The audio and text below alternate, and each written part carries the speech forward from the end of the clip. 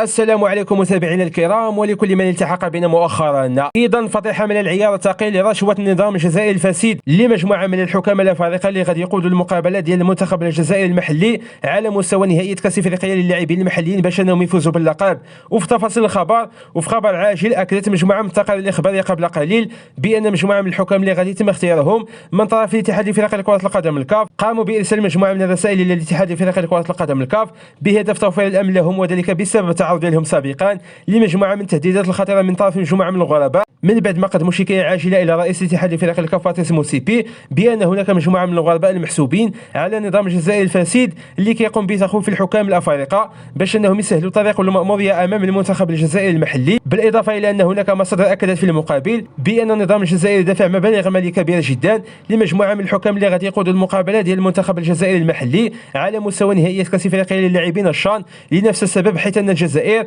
باغين انهم يفوزوا باللقب المحلي من بعد عدم التاهل ديالهم الى نهائيه كاس العالم في قطر. كان هذا هو الخبر ديال اليوم، كنتمنى انكم تشاركونا رايكم في التعليقات، والسلام عليكم الى فيديو جديد.